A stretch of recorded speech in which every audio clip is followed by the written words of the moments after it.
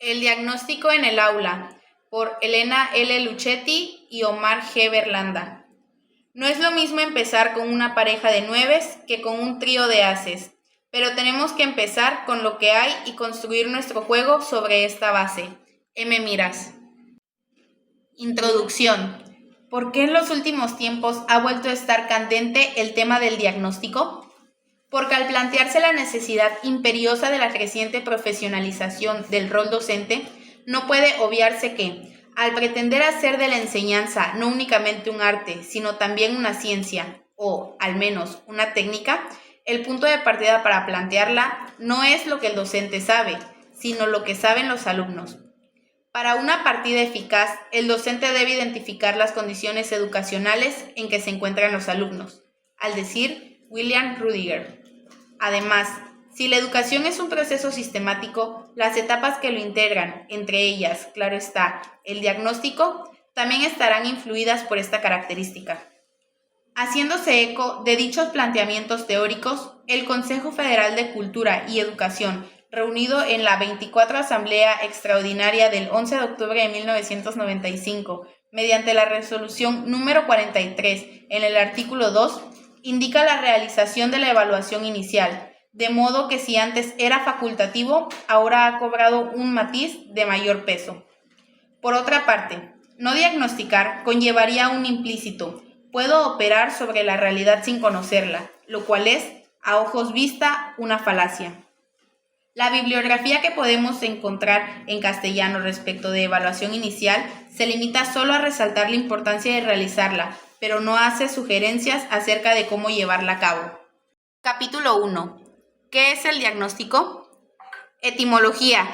Diagnóstico proviene de las voces griegas sia, día, a través, y moco, nosco, conocer. Definición. De acuerdo con la etimología, se entiende por diagnóstico el proceso a través del cual conocemos el estado o situación en que se encuentra algo o alguien, con la finalidad de intervenir si es necesario, para aproximarlo a lo ideal. Resulta un punto de apoyo insustituible para iniciar la acción, ya que revela las condiciones y apunta a las direcciones en que se debe desarrollar el proceso. Distintos espacios. Todos diagnosticamos en la vida cotidiana, aún sin darnos cuenta. Solemos hacerlo de manera implícita. Por ejemplo, supongamos que necesitamos acceder a un material que solo se representa en CD-ROM. ¿En qué situación nos encontramos para ello? Tenemos una vieja XT286 y disponemos de un presupuesto reducido para dedicarlo a ese fin. ¿Hay que intervenir? Sí, lo ideal sería comprar una 486 DX2, pero en vista de lo exiguo de nuestro dinero, optamos por la solución posible: ampliar la memoria y comprar una plaqueta lectora. Los profesionales llevan a cabo diagnósticos explícitos. Por ejemplo, ante un paciente, el médico, mediante preguntas, una revisión, análisis clínicos, ecografías, consulta de estudios anteriores, etc., indica la terapéutica más adecuada. Lleva a cabo este proceso aunque sea mucha su experiencia profesional, no confiando solo en lo que puede detectar a través de la conversación. ¿Qué ocurriría si el médico indicara la medicación sin diagnosticar o con un diagnóstico somero basado únicamente en el semblateo? ¿Sus indicaciones serían las más apropiadas? Siendo profesionales, los docentes deberíamos proceder en relación con el alumnado como el médico con sus pacientes, realizando un diagnóstico explícito. Le preguntamos: ¿esta práctica es frecuente en las escuelas? En la Dirección General de Cultura y Educación de la Proveniencia de Buenos Aires entienden que a lo sumo se realiza como una experiencia ocasional. Parecer reafirmado por Sacristán: la enseñanza es en la práctica una actividad desarrollada por lo general con una fuerte dosis de improvisación. Los años de experiencia son muy importantes, pero igual se requiere el uso de instrumentos fiables, válidos y factibles para realizarlo. Características. 1. Es una instancia evaluativa, la que debe iniciar todo proceso. 2. Es la primera de las evaluaciones formativas, por lo tanto no incide en la calificación de los estudiantes, ya que el objetivo primordial de las evaluaciones formativas es determinar el nivel de dominio de un aprendizaje preciso. Su sentido es ayudar al profesor y al discípulo a trabajar en un aprendizaje concreto que es necesario para orientarse hacia el logro de un nivel final. El propósito más claro de las evaluaciones formativas es el proporcionar datos descriptivos que permitan incrementar el nivel de racionalidad en las decisiones que se van a tomar con relación a la programación. 3. Es dinámico. Se parte de una situación real procurando llegar a lo ideal. Vale decir que el diagnóstico no tiene una finalidad en sí mismo, sino que su finalidad es establecer los criterios metodológicos y pedagógicos que se van a emplear. 4. Requiere instrumentos con buenas cualidades psicométricas, fiables, válidos y factibles, que completen la intuición o la experiencia profesional. 5. Su función es de regulación, es decir, que tiene como meta asegurar la articulación entre, por una parte, las características de las personas en formación y por otra, las características del sistema de formación. Esta regulación debe hacerse en el sentido sistema-personas. 6. Su evaluación será preferentemente cualitativa. Si el docente considera necesario cuantificar la nota obtenida, no incidirá en la calificación del alumnado. Vincular con la segunda característica, el diagnóstico como evaluación formativa. 7. Es propositivo, ya que tiene un objetivo, relevar los conocimientos previos. Capítulo 4. El diagnóstico. Instrumentos. El diagnóstico puede desarrollarse en dos marcos de referencia principales, cuantitativo y cualitativo. Hay autores que están de parte del cuantitativo, por ejemplo, Campbell, Stanley o Ricken. Otros de similar relieve académico como Weiss, Guba, Rain, Parlett, Hamilton, etc., prefieren el cualitativo. Ambas tendencias han polemizado porque estaba la idea de que sostener uno u otro de los paradigmas manifestaba una cosmovisión opuesta.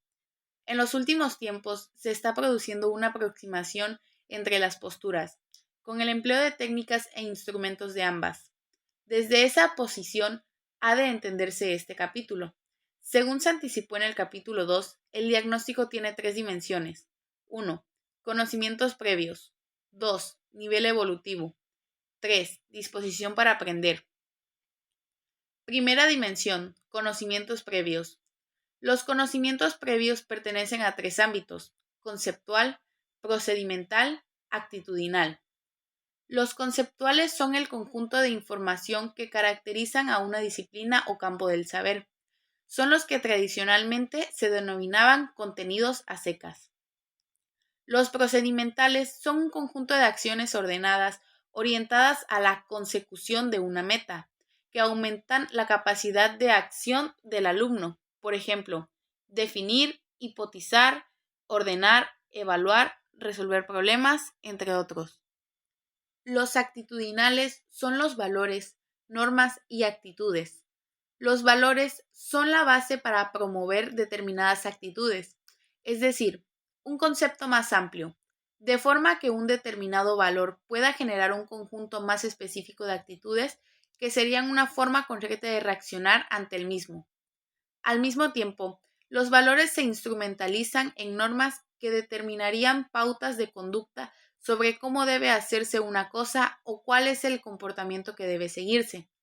Por ejemplo, si se selecciona como fundamental el valor de trabajar en equipo, convendrá seleccionar una serie de actitudes que lo desarrollen. ¿Cómo puede ser el aceptar las opiniones de los demás?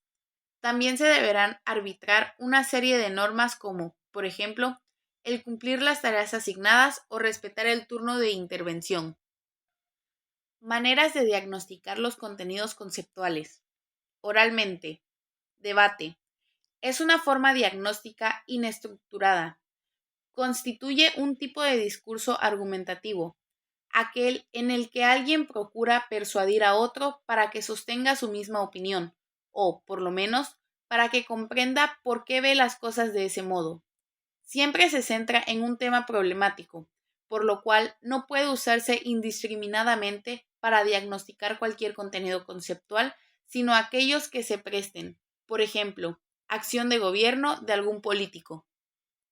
el docente obrará de coordinador y dará las instrucciones básicas, luego de lo cual hará una pregunta disparadora.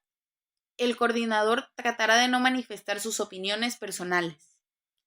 Exposición autónoma. El alumno o alumna es libre de organizar el tema. Se podría parangonar con la tradicional lección. Parece evidente que también este instrumento de diagnóstico queda reservado preferentemente para grupos muy reducidos, pues requiere bastante tiempo para escucharlos a todos. Entrevista. A través de preguntas intenta lograr del estudiante informaciones vinculadas con el contenido en cuestión. Generalmente es utilizable para diagnosticar cuando el grupo de alumnos es pequeño, ya que insume mucho tiempo conversar con cada uno para ver qué y cuándo saben acerca de ciertos contenidos. Todos los alumnos pueden responder a las mismas preguntas cuidadosamente pensadas. En ese caso, hablaríamos de entrevista estrictamente normalizada o estructurada, o si bien con el mismo objetivo, formularla siguiendo el hilo de la conversación, y estaríamos en una entrevista altamente flexible y semiestructurada. Por supuesto, estos son solo los extremos de un continuum, y existen todas las gamas intermedias. En cualquiera de los casos, es preferible empezar con preguntas más abiertas. También hay que tener presente que las respuestas "no lo sé" o "no me acuerdo" no siempre quieren decir eso. A veces se producen porque los alumnos tienen las ideas un poco confusas, por lo cual conviene repetir la pregunta valiéndose de otras expresiones que quizás activen nuevas conexiones. Resolución de problemas. Se trata de presentar al alumnado situaciones problema cuya solución implique la activación de los conceptos que se deseen. Este tipo de diagnóstico tiene la dificultad de que no siempre es fácil encontrar situaciones problemáticas viables e interesantes para los alumnos, referidas a los contenidos conceptuales que preocupan al docente. Mapas conceptuales. Son esquemas construidos tomando como base un conjunto de conceptos jerarquizados y evidenciando las relaciones entre ellos. Fueron ideados por Joseph D. Novak. Los conceptos, preferentemente escritos con letras mayúsculas, se ubican en una elipse o recuadro. Las relaciones entre ellos se explicitan mediante líneas y el sentido de la relación se aclara con palabras enlace, que se escriben con minúscula junto a las líneas de unión. Los conceptos más inclusivos ocupan lugares superiores de la estructura gráfica. Los ejemplos se sitúan en último lugar y no se enmarcan. ¿Cómo puede andamiar el docente la construcción de mapas conceptuales? Propone al alumnado el concepto que cree más abarcador de la nueva secuencia de aprendizaje. Luego, las y los estudiantes procuran ir recordando con qué otros conceptos se relaciona e intentan ir explicando sus vínculos. La actividad puede hacerse 1. De forma exclusivamente individual. 2. En pequeños grupos de 2 a 6 integrantes. 3. Inicialmente individual o en pequeños grupos para luego compartir y negociar significados unificando mediante un trabajo en el pizarrón. La negociación de significados es preferible que se realice por consenso, pero si fuera imposible, se hará por votación. 4. Sin instancia previa individual o en grupos reducidos, sino directamente con la intervención de todos los alumnos coordinados por el docente. Esta forma es la única que puede usarse en EGB 1 y es factible de emplear en el resto de EGB y polimodal solo si el recurso es poco numeroso. En los últimos dos casos, el docente no tiene que intervenir más que como animador. Le está vedado opinar. Su función es coordinar la discusión y alentar a los alumnos para que manifiesten sus conocimientos previos. Si interviene, se corre el riesgo de viciar el diagnóstico, porque no se comprueba si los contenidos en cuestión están por debajo del nivel real. Cuando se solicita construcción individual, puede ser realizada en el hogar, ya que al no incidir el resultado del diagnóstico en la calificación mensual, bimestral, etc., no hay que temer que alguien lo realice en lugar de la estudiante. Redes conceptuales. Se diferencian de los mapas conceptuales en que no suponen una jerarquía entre conceptos, por lo que las líneas que vinculan los nodos llevan flechas para indicar la dirección de la relación. La lectura de la red puede comenzarse por cualquier elipse. Pruebas objetivas. Con fines diagnósticos pueden emplearse de varias clases: apareamiento, recuerdo simple, lagunas, selección múltiple. Apareamiento. Se presentan dos o más columnas de palabras, símbolos, números u oraciones que el alumnado tendrá que relacionar en función de la base que se haya establecido en las instrucciones que le preceden. Habrá que tener cuidado en que alguna columna tenga un elemento más que las otras para que obre de distractor. Recuerdo simple. Son preguntas que demandan una respuesta que se exprese en una o muy pocas palabras. Laguna. Se integran de varias oraciones en las que aparecen espacios en blanco para llenar con cifras o palabras que completan su significado. También pueden ser diagramas, esquemas, mapas, etc., que contengan blancos. Selección múltiple.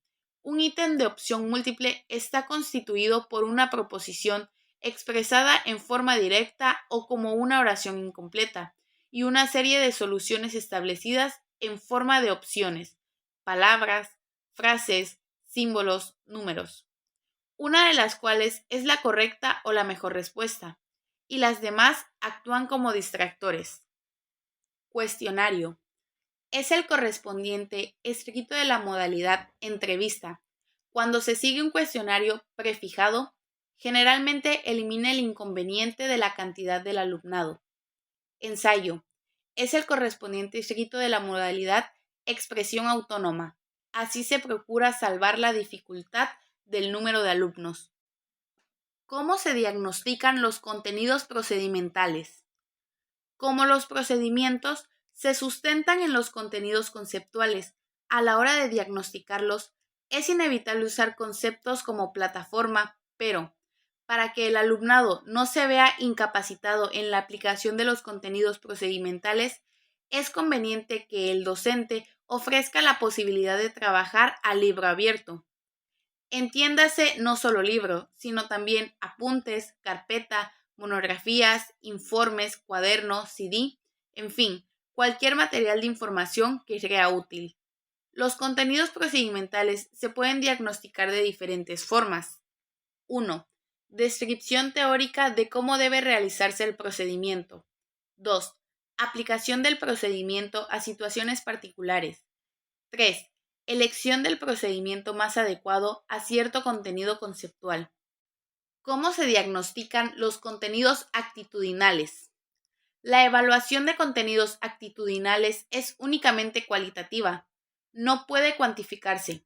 Por ejemplo, la aceptación del hecho estético, la seguridad en la defensa de sus argumentos, gusto por generar estrategias personales y grupales para la resolución de problemas tecnológicos, disposición para jugar y jugar con otros, la disciplina, esfuerzo y perseverancia en la búsqueda de resultados, la sensibilidad y respeto hacia los seres vivos, la confianza en sus posibilidades de comprender y resolver problemas sociales, disponibilidad para el pensamiento divergente y creativo, autonomía y creatividad en la búsqueda de soluciones a problemas, honestidad en la presentación de resultados, etc.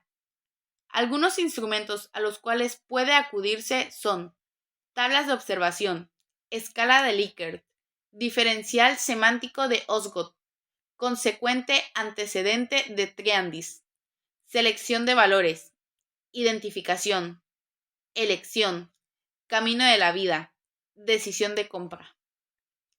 Instrumentos para diagnosticar actitudes, tablas de observación. Se llaman también listas de control. Consisten en un cuadro de doble entrada con las actitudes que se desea relevar anotadas en columna y los nombres de los alumnos en la parte superior horizontal. El docente señala su constatación con un signo cualquiera en las cuadrículas que se forman. Es evidente que no se valora el grado en que se manifiesta la actitud, sino solamente su presencia o ausencia. Permite ver las actitudes que mayoritariamente están presentes o ausentes en el grupo, y también si algún alumno es de actitudes muy deficitarias. Lo más importante es que ofrece mucha cantidad de información en un espacio reducido y así facilita la visión de conjunto acerca del grupo. Su principal ventaja es su facilidad de uso. Escala de valoración descriptiva. Refleja las actitudes que se pretenden diagnosticar. Valora descriptivamente su presencia en el alumnado, en función de los intervalos que el docente entienda conveniente fijar. Las estimaciones pueden expresarse en términos numéricos o como percepciones genéricas. Para su confección, hay que recordar que los enunciados positivos es mejor agruparlos en un bloque y los negativos en otro, porque así se verá facilitada su interpretación gráfica. No olvidar que es necesario un ejemplar de la escala para cada alumno. Estructuralmente no se diferencia de las listas de control, excepto en que las anotaciones, además de la constatación de un rasgo, también lo valoran. Se hace una estimación del nivel de carencia o posesión del aspecto observado. Escala Likert. Fue creada por Reusis Likert y consiste en hacer afirmaciones que muestren actitudes y ofrecer 5 opciones para posicionarse ante ellas. Muy de acuerdo, indiferente, en desacuerdo, completamente en desacuerdo. Por ejemplo, Juan, que está en cuarto, toma clases particulares de inglés. Por lo tanto, pronuncia muy bien. Pedro no. Cuando Pedro lee en el aula, Juan se siente superior. ¿Qué actitudes habría que incluir en las afirmaciones? Las que se seleccionaron para acompañar los contenidos conceptuales y procedimentales y que consistan en la planificación. Escala unidireccional. Se hacen afirmaciones que muestren actitudes y se puntúa la intensidad de la preferencia sobre una línea de 5 posibilidades. Diferencial semántico de Osgood. Fue creado por Charles E. Osgood en 1975. Consiste en hacer afirmaciones que muestren actitudes y presentar a continuación 2 palabras contrarias sobre una línea de 7 hitos, cuyo punto medio indica duda o indiferencia. Identificación. Ofrecer al alumnado textos literarios o periodísticos donde aparezcan personajes que muestren actitudes contrapuestas, una de las cuales sea que el docente le interese diagnosticar. Preguntar luego, ¿qué personaje te gustaría ser? ¿Por qué? Puede ser de realización oral, dando lugar, si se desea, a un interesante debate, o escrita. Elección. Ofrecer al alumnado textos literarios o periodísticos donde aparezca un personaje que tenga la actitud que va a ser objeto de diagnóstico. Después preguntar, si fueras tal personaje, ¿hubieras hecho lo mismo? ¿Por qué? Admite realización oral o escrita. Vale la misma apreciación que para identificación. Instrumento para diagnosticar valores. Listado de valores. Se ofrece al alumnado un material similar al que se transcribe a continuación, cuidando que estén incluidos en el listado los valores que sustenta la escuela, o, si esos no estuvieran claros, al menos que figuren los que sostiene el docente que diagnostica. Haciendo una estadística de los valores más importantes señalados por el alumnado, se tendrá un perfil axiológico del grupo y podrá trabajarse en consecuencia. Escala de Rorschach. La prueba Estudio de Valores fue creada en 1975 por Milton Rorschach. En ella se ofrecen a los chicos y chicas las siguientes 2 escalas de 18 valores cada una y se les pide que las ordenen según sus preferencias, colocando 1 al valor que consideren fundamental para ellos, 2 al que siga en sus prioridades y continuar así con los valores restantes. Camino de la vida. Otra posibilidad de esclarecer la escala de valores del alumnado sin hacer una propuesta tan directa y trabajando más con implícitos. Decisión de compra. Es similar a la anterior. La propuesta al alumnado podría ser aproximadamente así. Si tuvieras una suma de dinero para gastar, supongamos simbólicamente 10 pesos, imaginando que con ese valor pudieras comprar todo el material e inmaterial que quisieras, ¿qué comprarías? ¿Cuánto dinero destinarías a cada cosa? En una misma instancia de diagnóstico es posible usar temas de distinta clase. Según la capacitación previa que ya haya adquirido, su posibilidad de consultar con personal especializado y el tiempo que pueda destinar a la evaluación del diagnóstico, tendrá que elegir los que le parezcan más adecuados. Dimensiones complementarias. Segunda dimensión. Nivel evolutivo. El método clínico de Piaget es un instrumento preciso para la evaluación del desarrollo del pensamiento y para detectar la estructura cognoscitiva con la que el sujeto es capaz de operar en el momento y situación presente. Necesita ser administrado en forma individual por las especialistas que realizan el diagnóstico psicopedagógico. En el aula, debido a que no es posible la ejecución individual de las pruebas, tampoco es posible una evaluación precisa. Sin embargo, se pueden utilizar actividades que permitan un conocimiento global y aproximativo del nivel de pensamiento en el que se encuentra el alumnado, para ajustar las estrategias metodológicas a sus posibilidades y estimular los aspectos menos logrados en el desarrollo evolutivo de sus pensamientos. Las pruebas a continuación se describen apuntan a detectar la adquisición de nociones básicas en el desarrollo cognitivo en algunas edades cronológicas de los estudiantes, con el objetivo ya mencionado. Pueden usarse como guía de otras actividades creadas por el docente. Desde los 8 hasta los 9 años. Desde los 10 hasta los 12 años. Desde los 12 en adelante. Al comenzar la aplicación de estas actividades, se parte del grupo de prueba que correspondan a la edad cronológica de los alumnos. Si la mayoría del grupo no logra los resultados correctos en todos los ejercicios de su edad, se le administran los del periodo anterior y así sucesivamente, hasta llegar a un nivel donde todas las actividades sean resueltas satisfactoriamente. Esto indicaría el nivel de estructura cognoscitiva con que el grupo es capaz de operar en ese momento, es decir, el nivel de pensamiento alcanzado. Es importante tener en cuenta que los factores emocionales tienen fuerte incidencia en la adquisición de las diferentes nociones que van lográndose en el transcurso del desarrollo, como de la posibilidad del sujeto para valerse de ellas y aplicarlas en las diferentes situaciones que se le presenten. Tercera dimensión. Disposición para aprender.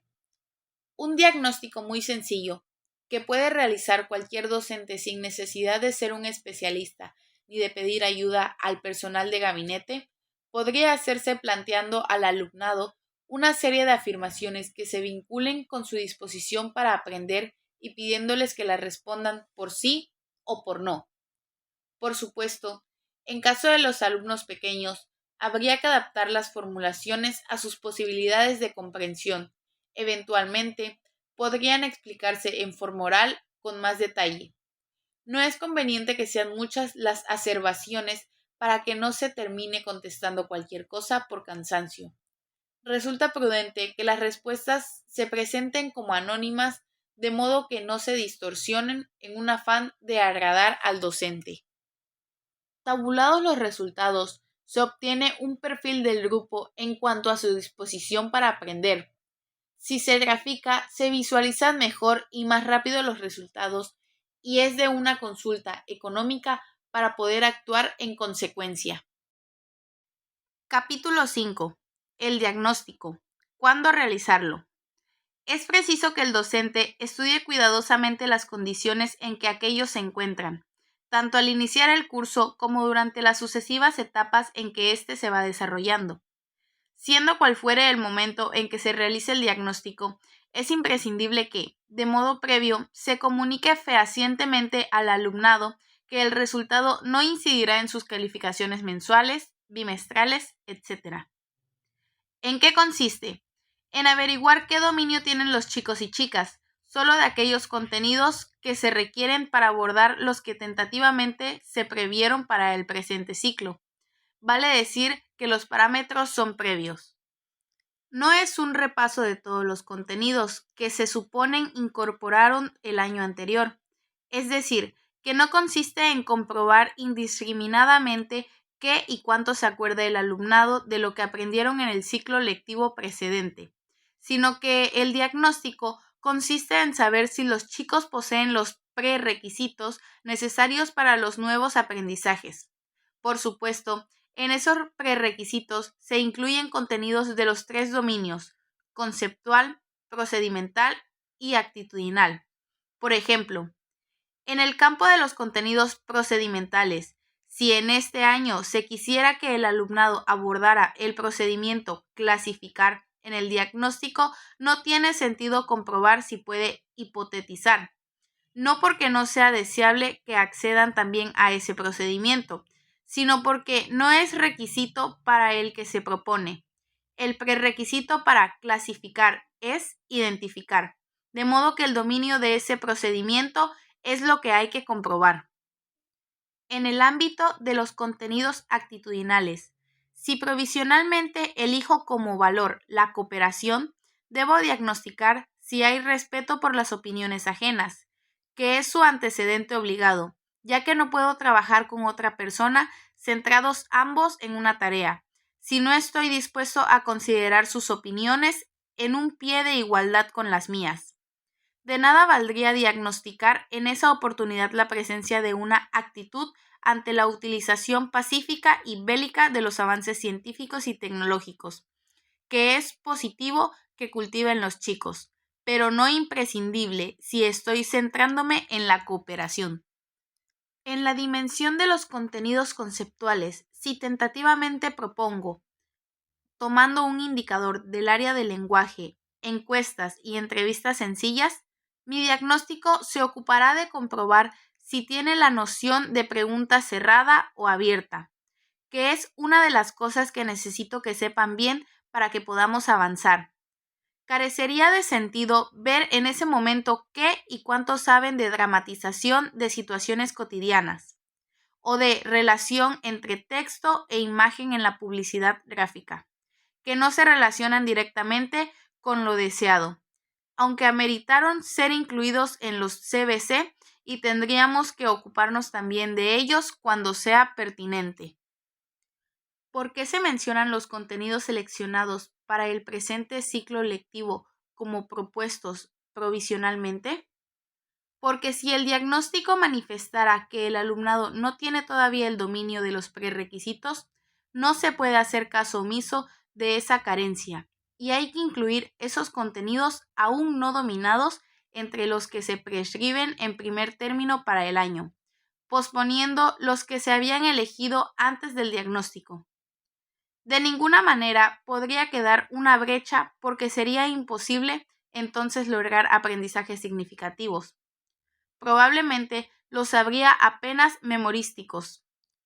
Por ese reacomodamiento de la preselección es que la evaluación diagnóstica se llama también de contexto, porque se realiza antes de elaborar el planteamiento de la tarea y sirve de base a las decisiones del planteamiento. El docente que diagnostica debe hacerse responsable de la información que recoge del diagnóstico y obrar profesionalmente en consecuencia, diseñando actividades remediables, ya que la finalidad del diagnóstico es mejorar la intervención pedagógica para adecuarla cada vez más a los alumnos. Si se procede así, el diagnóstico llega a ser, según Alvira y Ruthman, una investigación evaluativa, aquella que tiene como consecuencia algún tipo de cambio, diferenciándose de otras formas de investigar en las que el investigador se mantiene alejado de los fenómenos. Es una actitud de no ignorancia y de no intervención. Botgan y Blinken la llaman investigación pedagógica. El diagnóstico de las dimensiones complementarias, como así también el de los temas transversales y el de los contenidos actitudinales generales que encarnan los valores sustentados en el ideario institucional explícito o implícito, y los que son comunes a los capítulos de los CBC, tienen que ser realizados por un solo docente en cada grupo de alumnos. En el caso de que un mismo grupo de alumnos fuera atendido por varios docentes, el encargado de esos aspectos del diagnóstico podría ser el tutor si lo hubiera, el personal de gabinete si la escuela lo tiene, o un docente elegido por sus pares o seleccionado por el personal de conducción. Duración. El periodo que puede dedicarse al diagnóstico al comienzo del ciclo lectivo es variable, aunque no se aconseja que supere las 3 semanas. Su extensión depende de a. Cantidad de horas que el docente está con ese grupo de alumnos. b. Conocimiento previo que el docente tenga de ese grupo de alumnos. A. No es lo mismo un docente de música, plástica, etc., con poca carga horaria semanal que un profesor de lengua que tiene curricularmente una carga horaria mayor, o un maestro. B. No ofrece las mismas dificultades diagnosticar con un grupo de chicos y chicas del cual ya se tiene información sistematizada, que con un alumnado que completamente desconocido. Eso suele evidenciarse especialmente cuando el alumno ingresa a otro nivel del sistema educativo, pero también perjudica cuando el paso de un año a otro se hace en las mismas condiciones o cuando viene de otra escuela. Convendría que cada establecimiento institucionalizara una evaluación final, que se constituyera en el término de comparación del diagnóstico inicial. Allí se harían patentes al docente tanto los logros como las competencias, objetivos aún no alcanzados.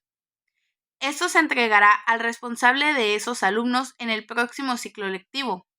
En caso de contar con gabinete, ese diagnóstico final podría integrarse también con un análisis de los puntos fuertes y débiles del funcionamiento cognitivo del alumno. Para la evaluación final de contenidos conceptuales se sugiere un mapeo. Comienzo de cada secuencia de enseñanza-aprendizaje. Unidad didáctica, centro de interés, eje temático, etc. En este momento se hace exclusivamente diagnóstico de contenidos, sin las dimensiones complementarias, las que se consideran solo al comienzo del ciclo lectivo. A similitud del marco, este consiste en relevar la cantidad y calidad de los conocimientos previos relativos a los que tentativamente se propondría para la unidad. La diferencia radica en que en el marco se trabaja con grandes líneas y prerequisitos generales, y al comienzo de cada unidad se puntualiza más detalladamente. Se pueden utilizar los mismos instrumentos e idénticas modalidades, individual, grupal, escrito, oral. Su duración no excederá las 2 clases. El macrodiagnóstico se tendrá en cuenta para ajustar lo propuesto tentativamente y así diseñar la planificación que se irá modificando en el transcurso del año, si se requiere. A la luz de los microdiagnósticos, es decir, que los diagnósticos han de entenderse como un instrumento de investigación del profesorado que nos permite comprobar las hipótesis de acción con el fin de confirmarlas o de introducir modificaciones en ellas, ya que los planes y programas deben adecuarse a los alumnos y no estos ajustarse a ellos. Pasos por seguir en un diagnóstico. 1. Decisión acerca de qué contenidos principales son los que tentativamente propone para este ciclo. Anótelos en una columna. 2. Determinación respecto de qué conocimientos previos necesitarían poseer sus alumnos para poder abordar, de acuerdo con su posición teórica, lo que usted provisoriamente propone. Anótelos en una columna paralela. Tomar en cuenta, además, las observaciones hechas en el capítulo 2. 3. Selección del tipo de instrumento de diagnóstico más adecuado para evaluar el dominio de esos prerequisitos. 4. Diseño de los instrumentos. 5. Aplicación. 6. Análisis y valoración de los resultados. 7. Utilización de los resultados en las próximas decisiones, seleccionando medios y estrategias, ajustando recursos e instrumentando las acciones correspondientes, incluso las compensatorias.